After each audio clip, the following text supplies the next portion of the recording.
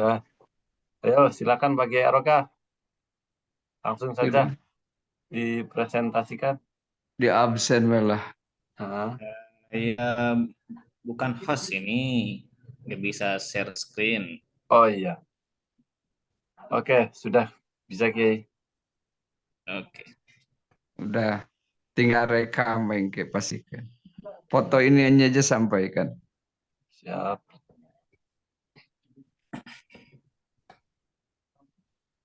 oke, baik. Bismillahirrahmanirrahim. Assalamualaikum warahmatullahi wabarakatuh. Salam Waalaikumsalam warahmatullahi. warahmatullahi wabarakatuh.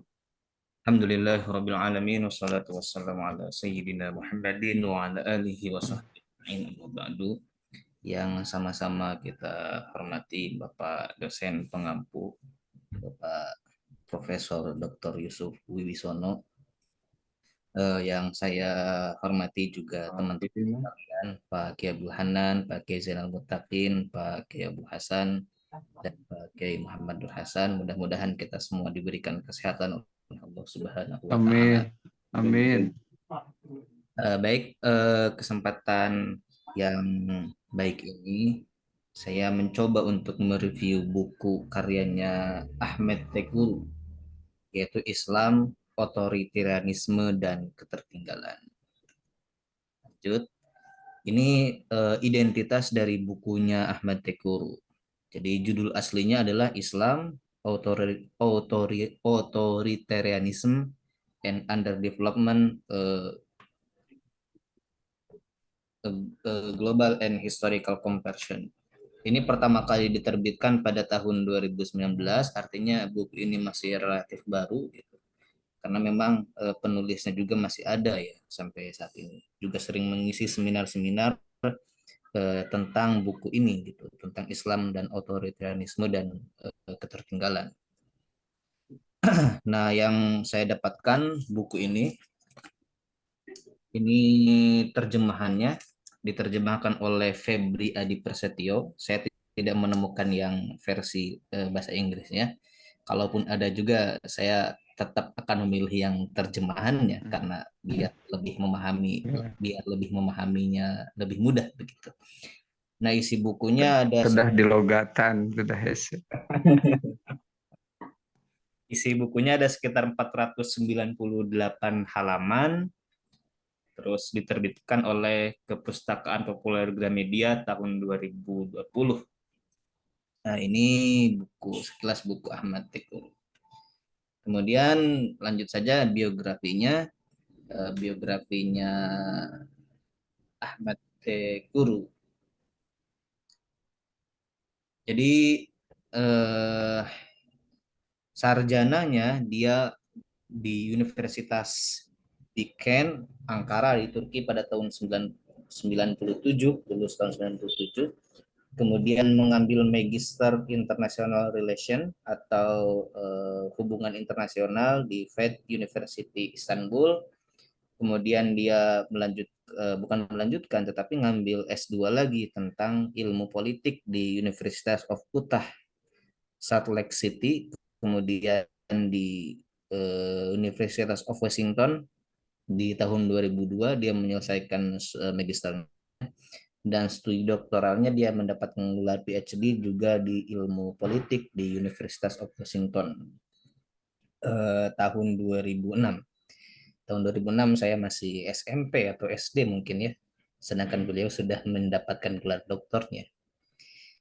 Posisi beliau ya saat ini adalah sebagai guru besar atau profesor di Department of Politics Science di SDSU. SDSU itu adalah San Diego State University sejak tahun 2006 sampai sekarang.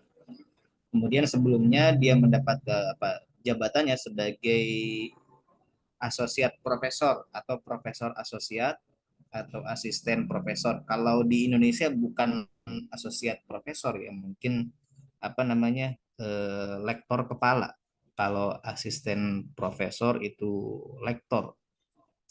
Nah, kemudian juga menjadi direktur di Center of Islam and Arabic Studies di SDSU juga di San Diego State University. dari tahun 2015 sampai 2018, kemudian dia mendapatkan posisinya sebagai direktur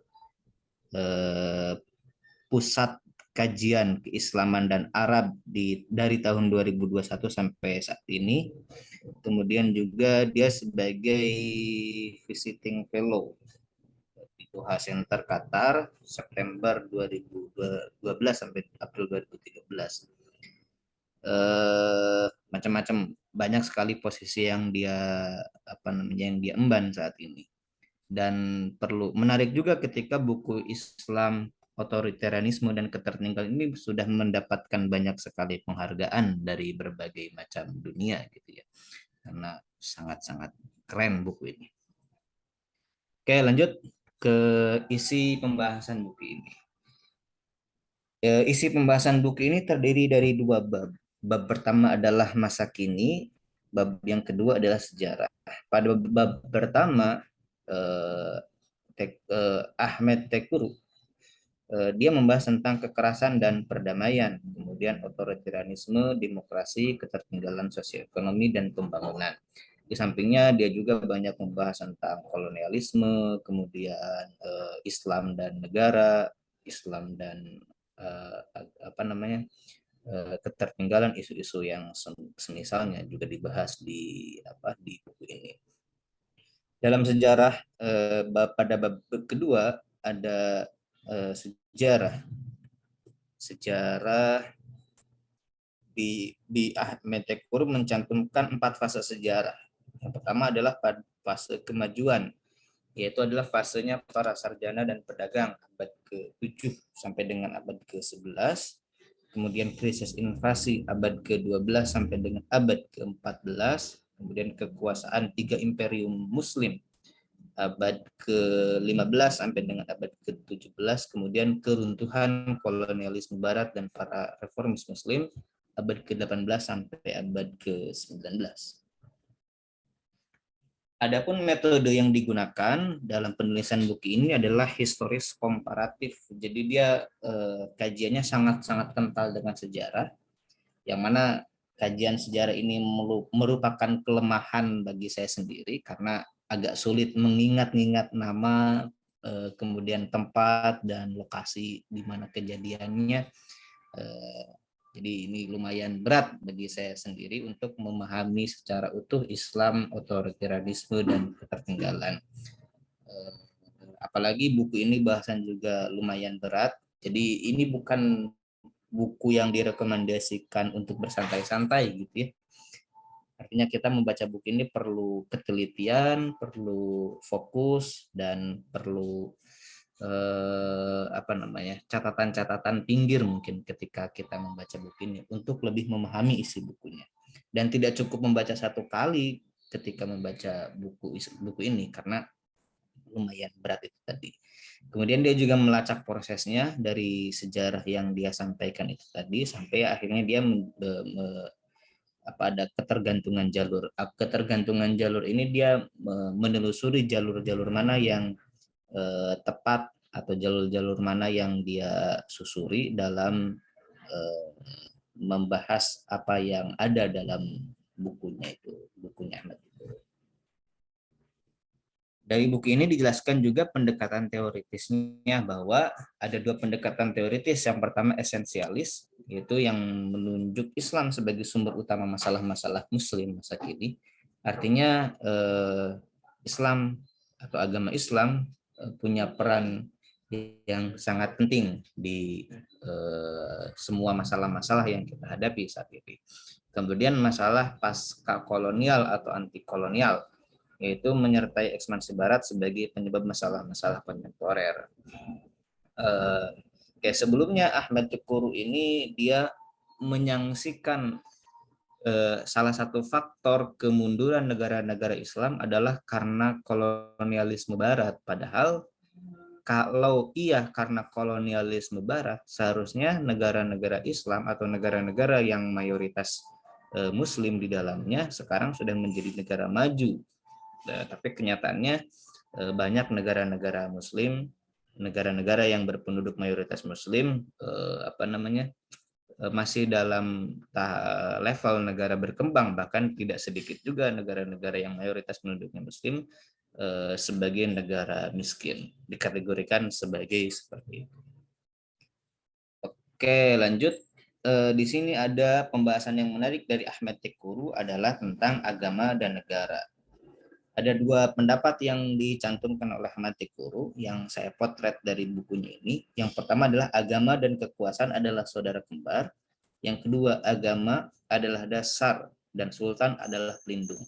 Yang tidak memiliki dasar akan runtuh dan yang tidak memiliki pelindung akan hilang. Hubungan agama dan negara ini kalau kita mengamati saat ini itu lumayan rumit begitu ya.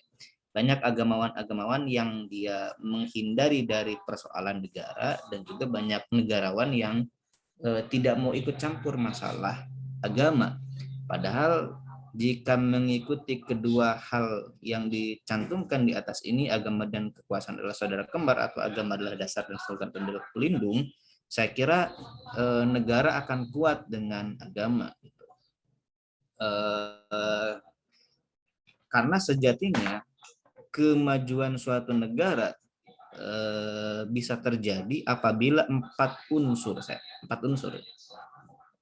unsur ini bekerja sama dengan baik. Unsur yang pertama adalah unsur agamawan, unsur yang kedua adalah unsur negarawan atau dalam hal ini politisi, kemudian unsur yang ketiga intelektual, yang keempat adalah ekonom. Saya kira jika keempat unsur ini saling bekerja sama dengan baik, agama atau negara itu akan maju. Gitu kira-kira. Nah, salah satu bukti kemajuan di agama dan negara ketika itu terjadi pada sekitar abad ke-10, di mana yang dipimpin oleh Umar bin Abdul Aziz. Antar agamawan, negarawan, ekonom, dan politisi itu saling bekerja sama dengan baik.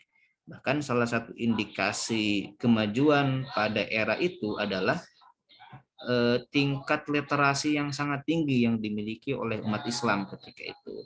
Sebagaimana pada masa Khalifah Umar bin Abdul Aziz, dia mempunyai satu perpustakaan yang koleksi bukunya mencapai 200.000 bahkan 1 juta buku katanya. Sebagai perbandingan pada masa itu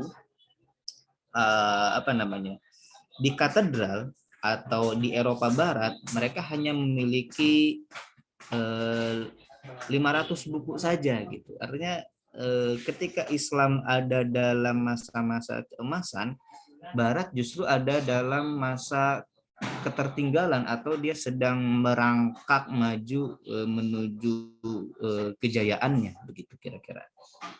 Ada beberapa hal diantaranya adalah itu tadi tingkat literasi yang sangat tinggi yang dimiliki oleh umat Islam. Apalagi kita kenal pada masa itu banyak sekali ilmuwan-ilmuwan Islam yang menemukan banyak penemuan-penemuan yang manfaatnya terasa sampai sekarang seperti misalkan Al-Khwarizmi, kemudian Ibnu Sina, Ibnu Rushd dan lain-lain. Penemuan-penemuan mereka itu yang kemudian sekarang menjadi dasar-dasar ilmu kedokteran yang diterapkan oleh Ibnu Sina, dasar-dasar teknologi yang yang digagas oleh Al-Khwarizmi karena dia menemukan dasar-dasar algoritma. Jika algoritma tidak ditemukan, saya kira tidak ada teknologi secanggih sekarang gitu, karena itu merupakan dasar yang ditemukan oleh umat Islam. Kemudian ada hal yang paling menarik adalah tentang ketertinggalan negara-negara Islam. Ahmed Tekuru ini menarik ya, dia mengungkap bahwa Imam Al-Ghazali adalah tanda tanya penyebab kemunduran. Di antaranya adalah Imam Al-Ghazali berkontribusi terhadap kemunduran intelektual karena menyerang filsuf dan mempromosikan sufisme gitu. Jadi pada masa Imam Al-Ghazali dalam bukunya Ahmed Tekuru ini dia mengatakan bahwa Al-Ghazali ini sedikit melarang filsafat karena filsafat ini merupakan ancaman yang berbahaya bagi agama. Jika seseorang berfilsafat tanpa panduan agama, maka dia akan menghilangkan eksistensi Tuhan gitu. Sehingga filsafat ini kemudian dianggap berbahaya oleh Imam Al-Ghazali apabila seseorang tentu tidak memiliki dasar-dasarnya. Kemudian Imam Al-Ghazali juga mempromosikan, mengatakan bahwa ilmu-ilmu non-agama adalah ancaman potensial bagi keimanan. Jika seorang terlalu fokus mempelajari ilmu sains, teknologi, dan sebagainya, maka aspek-aspek ketuhanan yang diyakini selama ini akan hilang. Seperti misalkan kalau kita terus mendalami ilmu pengetahuan teknologi, teknologi secanggih apapun kemudian ditemukan, artinya akan ada anggapan saya itu keren gitu. Jadi Tuhan itu tidak ada apa-apanya. Kira-kira seperti itulah ilmu pengetahuan atau non agama sebagai ancaman potensial bagi keimanan. Dan juga dalam hal ini mohon dikoreksi oleh Pak Kiai Zainal Mutakin atau Pak Kiai Muhammad Nur Hasan. Saya kira awal mula pemisahan antara ilmu agama dan ilmu non agama itu dimulai pada masanya Imam Al-Ghazali. Buktinya dengan lahirnya kitab Ihya Ulumuddin itu.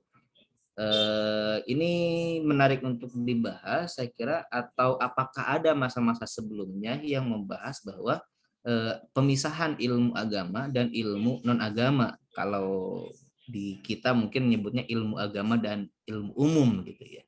Padahal sebelumnya banyak sekali ilmuwan-ilmuwan muslim atau ulama-ulama muslim yang dia juga seorang intelektual di bidang lain, seperti misalkan Ibnu Sina, dia juga seorang dokter gitu ya, ahli kedokteran. Kemudian siapa, Al-Kindi, ada lagi juga Ibnu Rushd, ada lagi Al-Khwarizmi, yang mana mereka juga seorang ilmuwan dan juga agamawan gitu. Saya kira ini perlu kita diskusikan terkait kemunduran-kemunduran yang ada, yang realitanya saat ini kita hadapi, atau dunia atau negara-negara yang mayoritas penduduknya muslim yang kita hadapi saat ini. Penyebab utamanya bukan karena kolonialisme yang disampaikan oleh Ahmad Tekur itu. Justru Ahmad Tekur mengatakan bahwa jika negara-negara mayoritas muslim ingin menuju pada keemasannya atau jaya, mereka harus memahami abad-abad atau masa-masa keemasan Islam ketika itu, yang mana keemasan Islam itu dimulai pada abad kira-kira abad ke-8 sampai abad ke-11. Mungkin itu saja yang bisa saya sampaikan, kurang lebihnya mohon maaf. Terima kasih. Assalamualaikum warahmatullahi wabarakatuh. Warahmatullahi wabarakatuh. Oke. Silakan berdiskusi. Yang akan menjawabnya adalah Pak Kiai Muhammad Nur Hasan. Mungkin saya dulu ya, Kiai ya. Enggak. Oke, terima kasih. Ini menarik ya, perspektif Ahmad Guru tentang Islam. Bagaimana Islam itu, mengapa, pertanyaan mendasar yang saya tangkap dari apa yang sudah dijelaskan Kiai Aroka ini. Jadi Islam pernah memimpin dunia dalam berbagai sisi keilmuan, ilmu pengetahuan, seni, militer, dan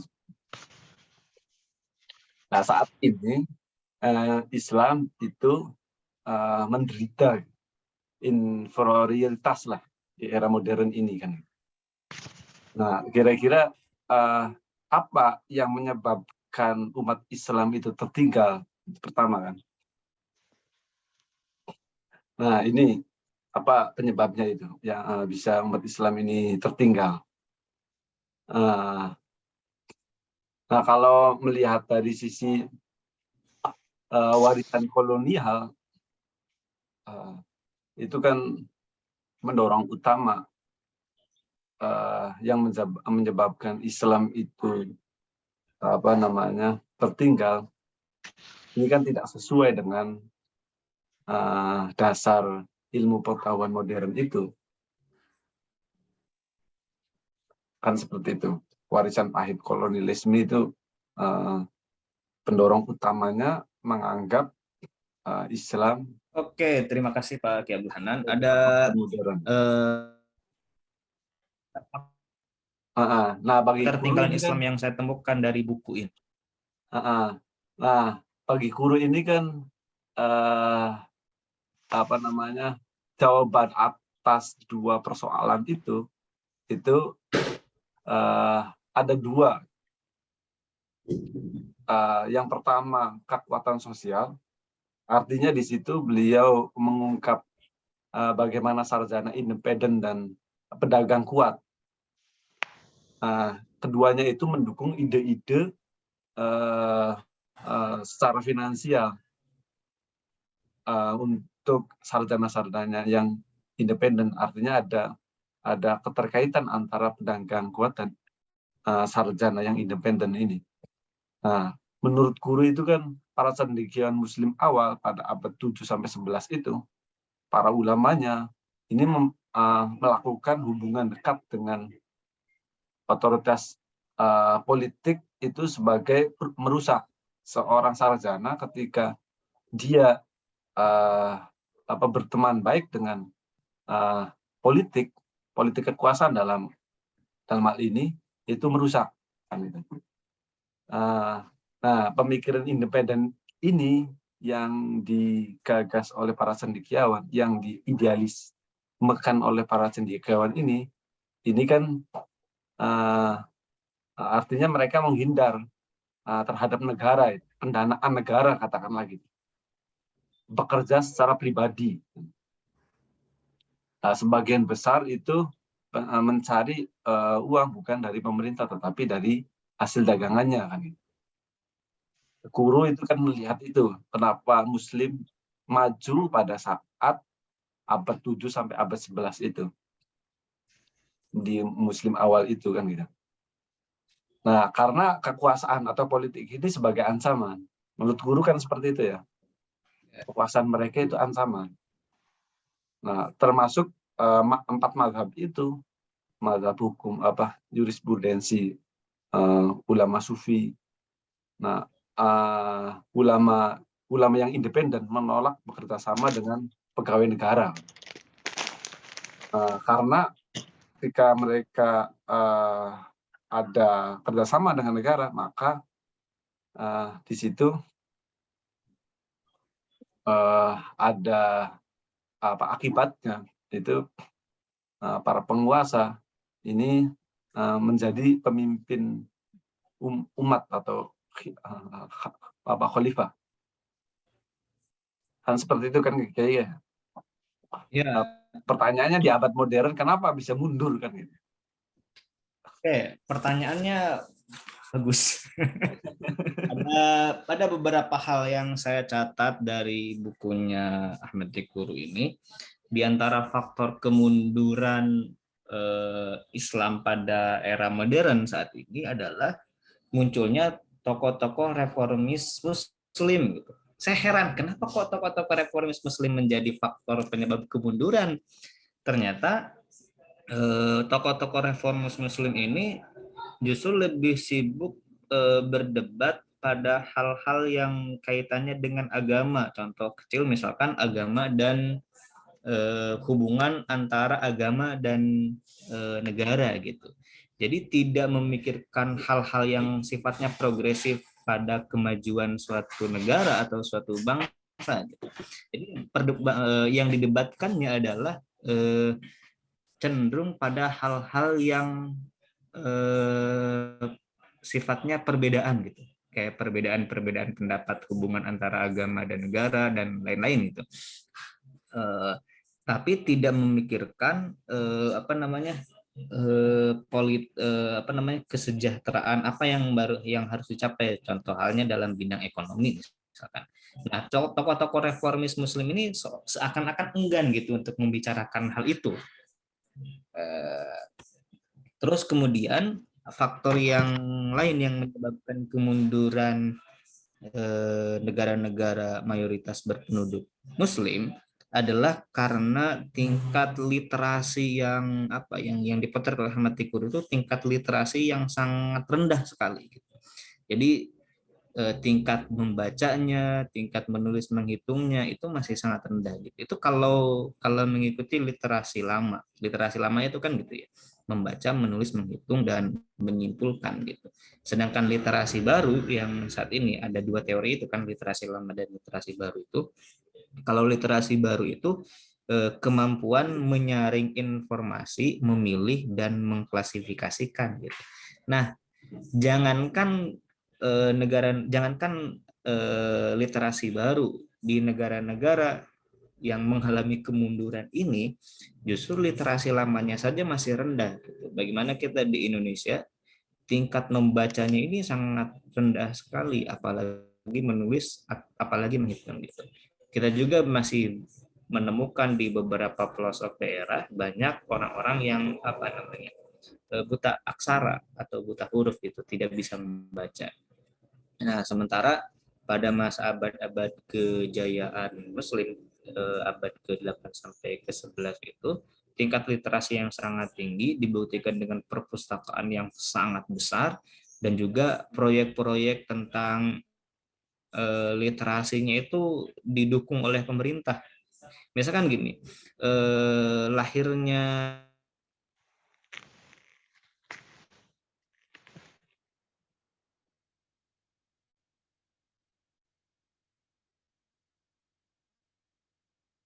Sinyalnya kayaknya Pak Oroka sinyalnya jelek.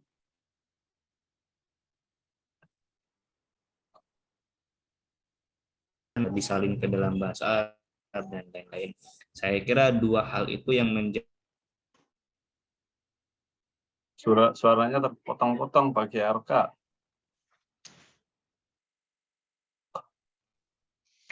saya Suaranya kira dua terpotong. hal itu yang menjadi penyebab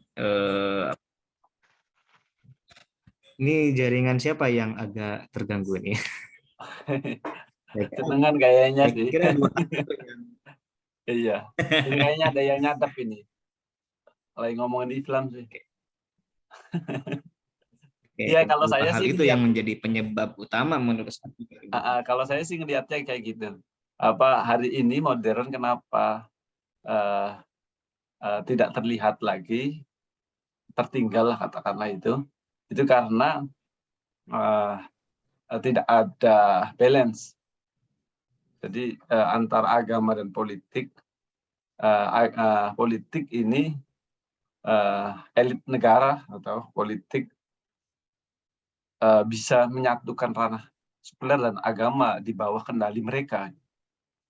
Itu, dan kedua, jadi independennya Muslim, cendekiawan Muslim ini tidak menemukan kebebasan berpikir, kemajuan seni.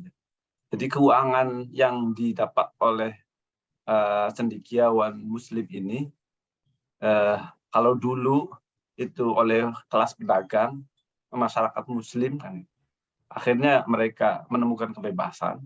Nah sekarang ini banyak beasiswa akhirnya kan dituntut untuk ini, untuk itu, untuk menguasai satu hal. Kalau dulu kan bebas kan,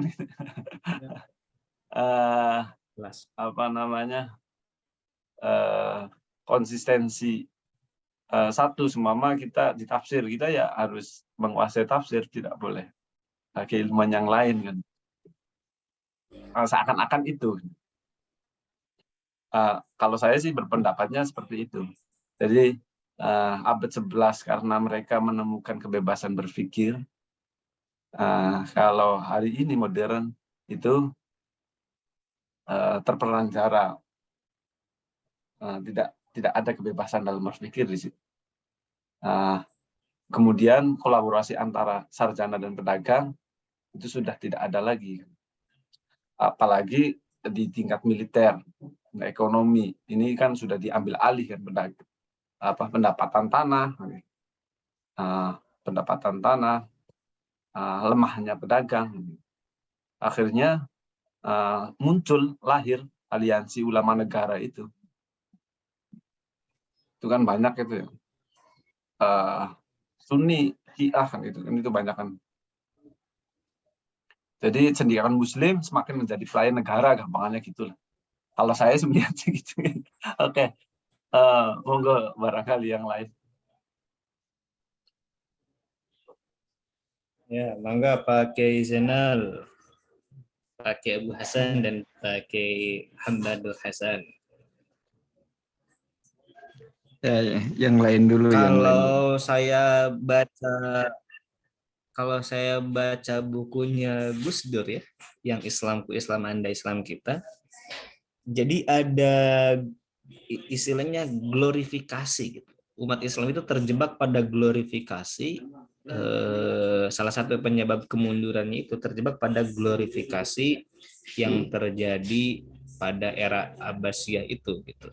Mereka mendambakan masa-masa keemasan itu, tapi tidak ada langkah-langkah konkret yang dilakukan untuk menuju pada kejayaan itu tadi. Monggo yang lain.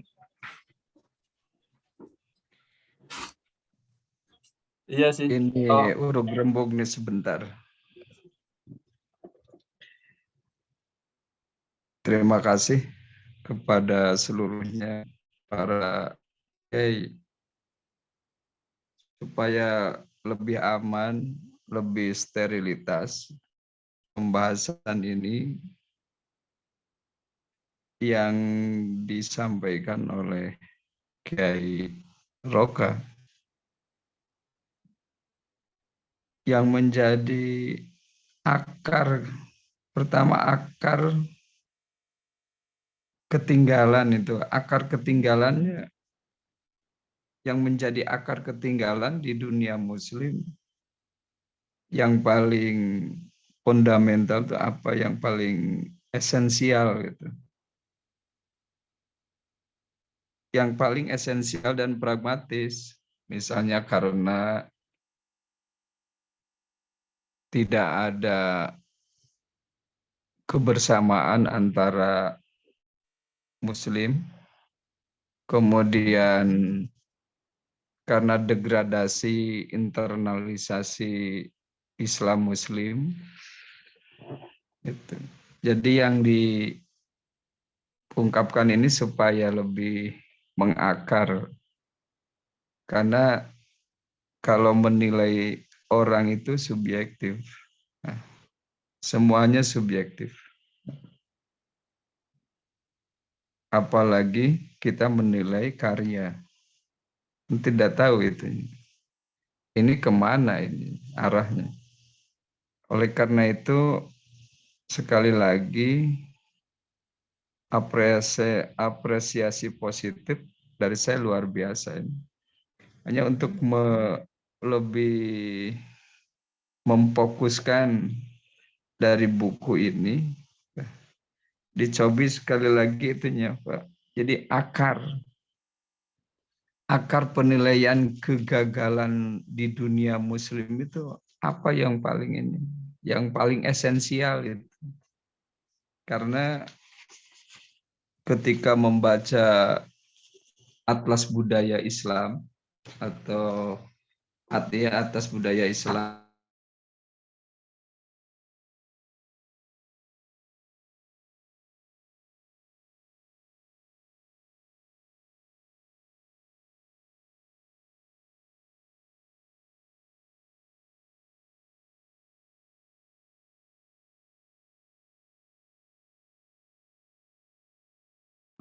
ya ternyata ketika Pak Kiai Roka mengumandangkan dari buku ini sangat subjektif dan berbeda. Oleh karena itu, juga apa yang disampaikan sahabat Pak Kiai Abdul Hanan, itu sungguh pertanyaan yang luar biasa. Apa sesungguhnya akarnya itu apa? Kalau abad Rasul, abad sahabat, abad tabi'in, ini legalitas formal.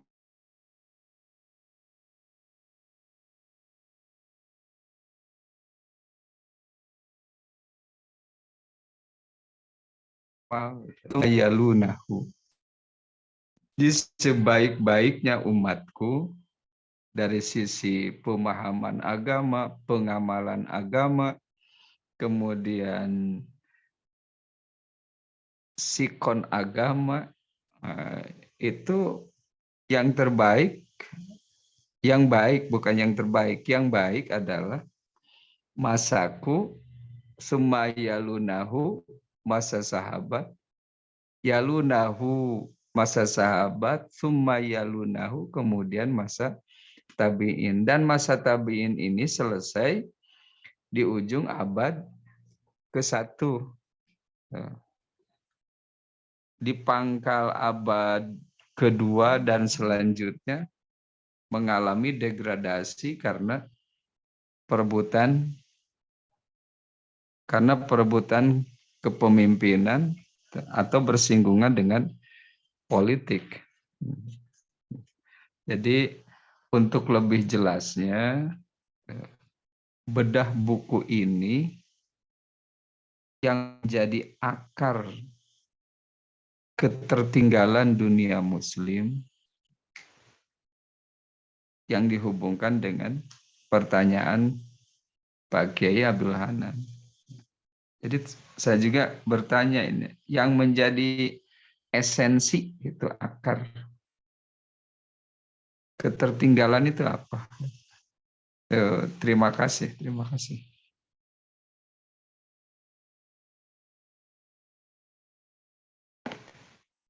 Bisa didengar jelas? Jelas, Kiai. Oh iya, iya. Jelas, Pak Kiai Haroka. Jelas, Kiai, jelas. Cuman agak sedikit putus-putus ini. Nggak bari ngarokok tuh. Puing man. Sinyalnya agak terputus-putus. Jadi kalau kita berbicara asal atau esensi ketertinggalan negara-negara Islam itu sendiri, ada banyak faktor, Pak Kiai. Saya kira dan faktor ini saling berhubungan, faktor ini saling terkait dan tidak dipisahkan satu sama lain. Kalau misalkan salah satu contoh misalkan faktornya itu adalah kolonialisme, kan. Pada waktu itu jujur saja kan, kalau kita baca buku-buku sejarah itu, Barat itu tidak serta-merta menyerang Timur Tengah gitu ya. Tetapi justru yang pertama kali diserang itu adalah negara-negara kecil di wilayah Asia Tenggara seperti misalkan Indonesia gitu.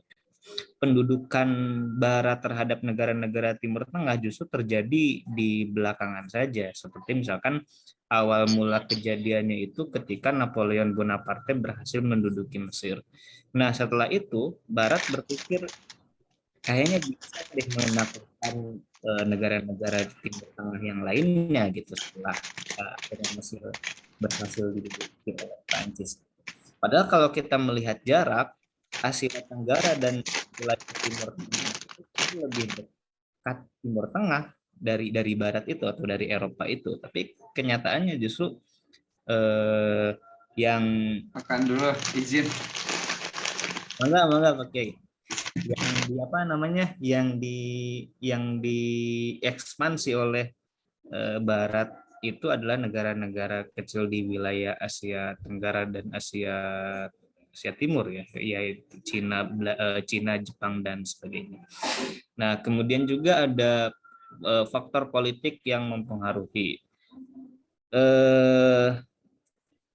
stabilitas ekonomi itu sangat tergantung pada stabilitas politik begitu. Yang mana banyak sekali kita temukan catatan sejarah bahwa politik internal di negara-negara mayoritas Muslim itu cepat sekali berubah. Contoh misalkan dinasti Umayyah dengan dinasti Abbasiyah, ada banyak intrik, ada banyak konflik sehingga kemudian berganti dari Umayyah ke Abbasiyah. Kemudian juga kita melihat negara-negara mayoritas Muslim, contoh saja di Indonesia, politiknya itu sangat-sangat cepat berubah begitu. Juga kemudian di Iran kita tahu ada revolusi Iran dan lain sebagainya gitu.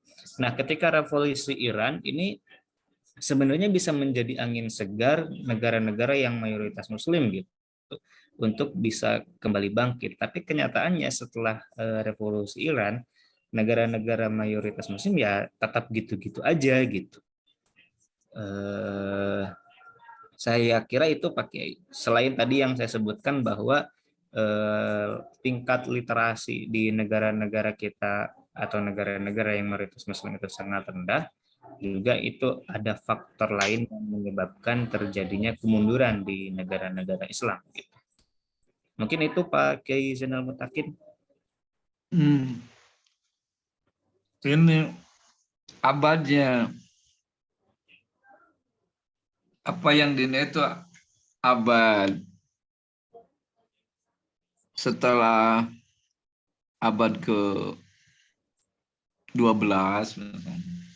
Sebab tadi Pak Kiai menjelaskan bahwa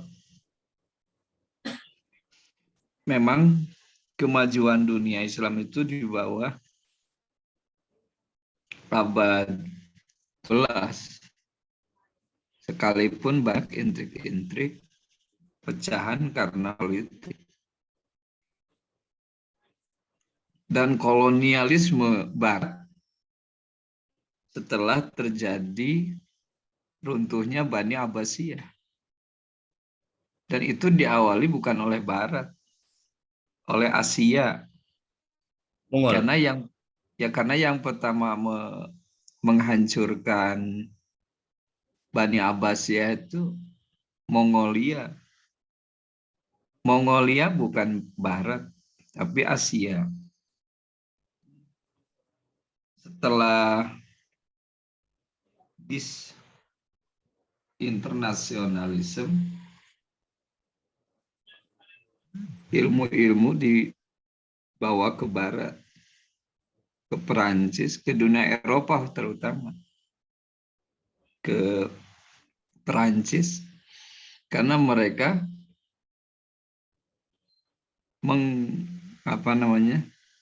mengekspansi sebagai empat ekspansisme Afrika, kemudian dunia Arab,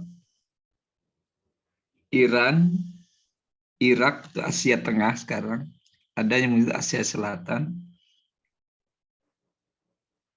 Jadi yang mengekspansi itu awal-awalnya Asia, kemudian Eropa membonceng. Dibawa ilmu-ilmunya ke Eropa. Kemudian dikembangkan di Eropa.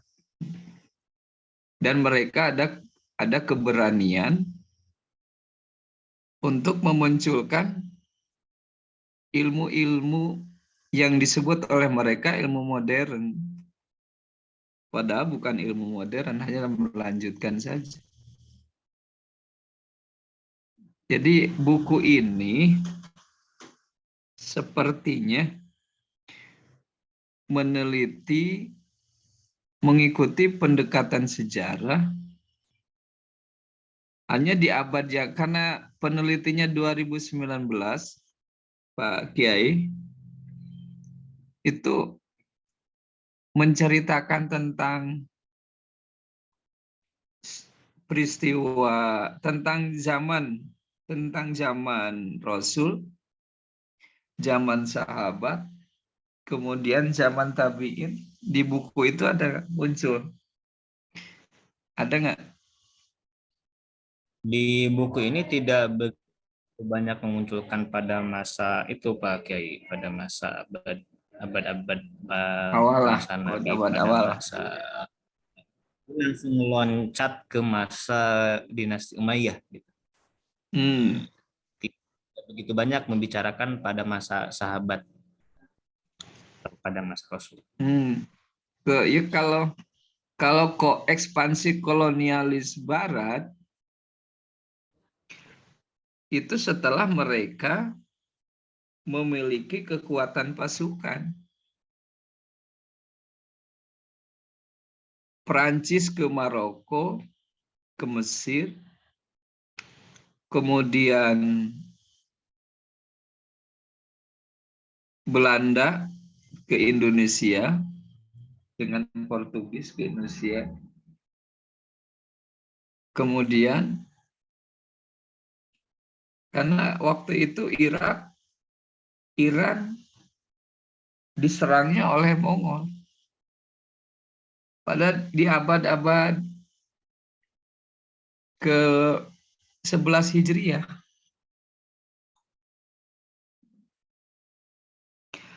Jadi alhamdulillah ini pencerahan kepada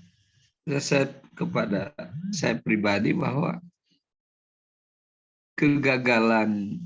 ketinggalan dunia Islam itu karena menurut penyusun buku ini karena kolonialisme Barat kemudian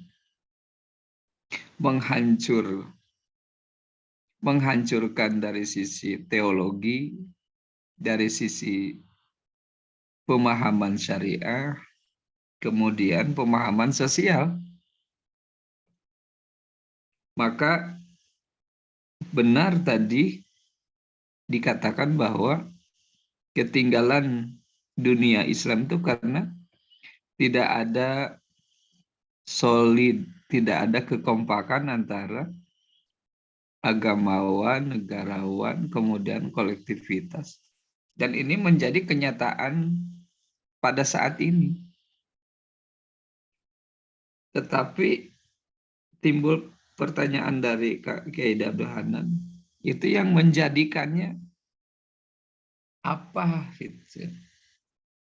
Karena menurut ini membongkar kejumudan, terus dari sejarah-sejarah yang dimunculkan oleh Kitty dan sejarawan-sejarawan Muslim saat ini, karena terpaut kepada yang itu teh Pak Kiai yang surah Al-A'raf 96 itu apa walau anna ahlal qura ila akhirih itu amanu wa taqau. Itu gimana itu pemahaman Pak Kiai dalam buku itu tidak tertera bahwa ketinggalan dunia Islam itu. Jadi tidak dibunyikan gitu tuh. Amanu wa taqau gitu. Karena memang bukan muslim. Tapi menurut kita tetap saja bahwa kemunduran dan ketertinggalan dunia muslim itu secara de facto karena mereka meninggalkan Al-Quran dan berusaha untuk tidak memahami secara dalam kaitan dengan Al-Quran. Gitu. Jadi ketika walau anna ahlal qura amanu wattaqau la fatahna alaihim barakatim minas sama'i wal ardh. Di antara barakatim minas sama'i wal ardh itu kemajuan.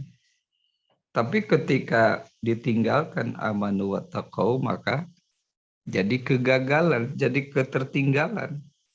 Ini bisa nggak diinikan Kang? Ditambahkan kepada buku ini bahwa bisa menjadi sanggahan gitu. Bukan saja secara kolonialisme itu, bukan.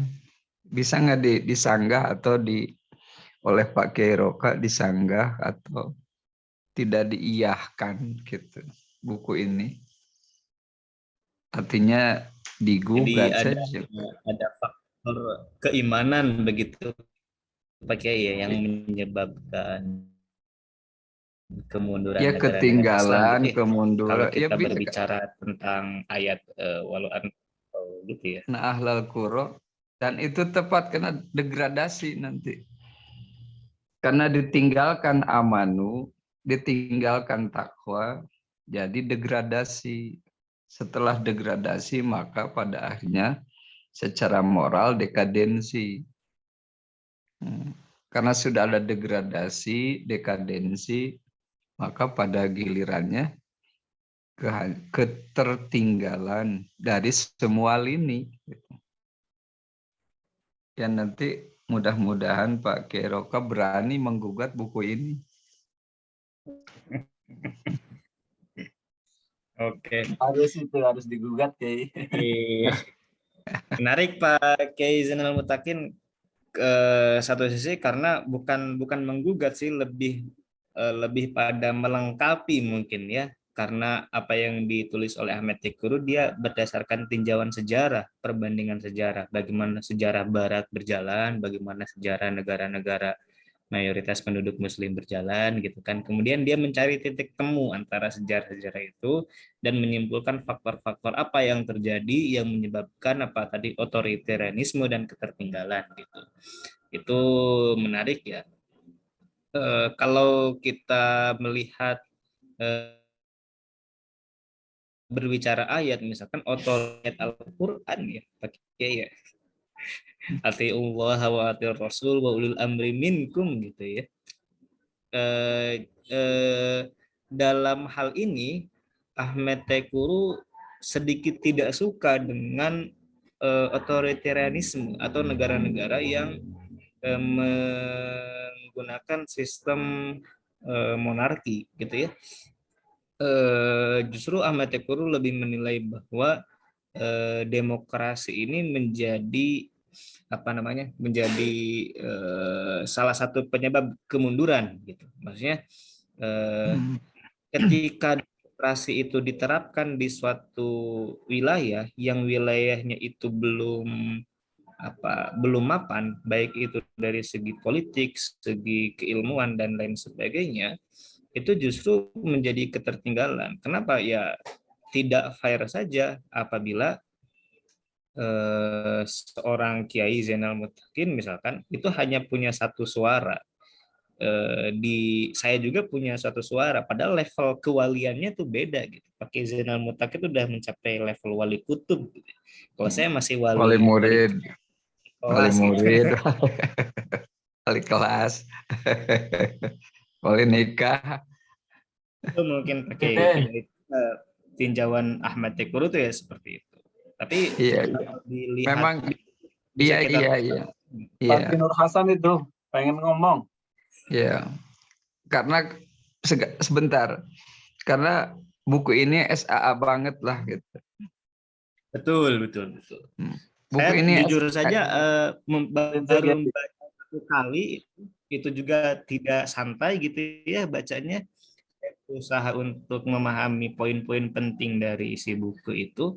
Kalau apa namanya bacanya santai, memahami karena basicnya itu tadi ya bukan sejarah, jadi agak kesulitan bagi saya. Jadi ini buku yang terbilang kategori butuh pemahaman yang kuat gitu dalam bidang sejarah untuk bisa membedah buku ini. Iya ya memang.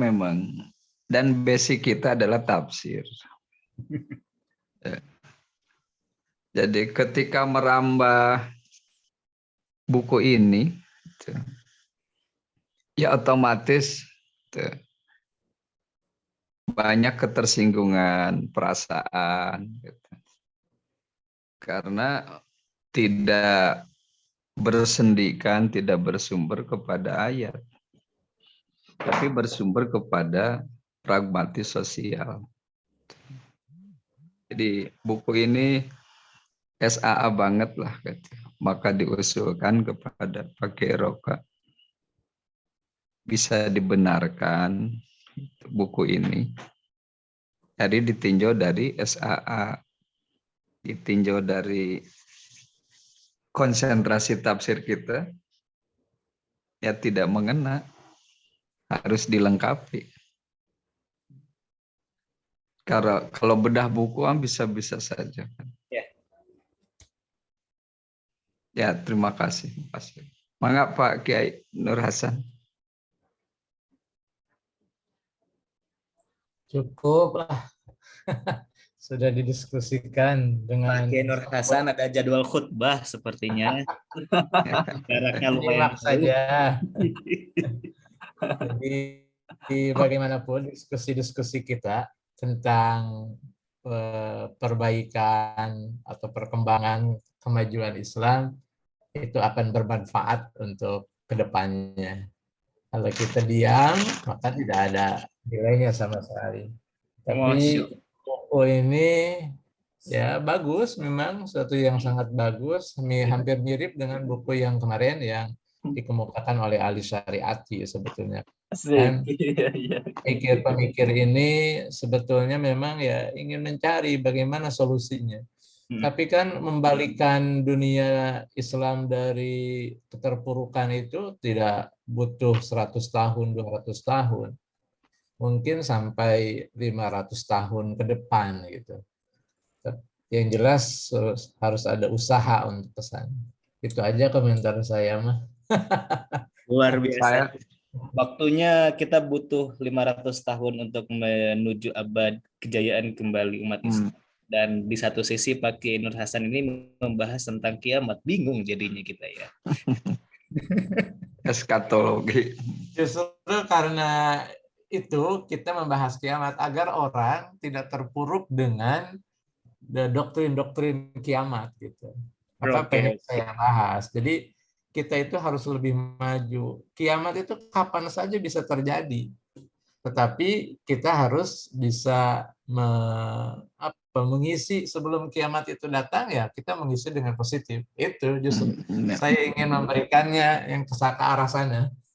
Luar Dan biasa. sekarang juga sudah kiamat kan? Jadi status WA la taqumus saah itu gimana?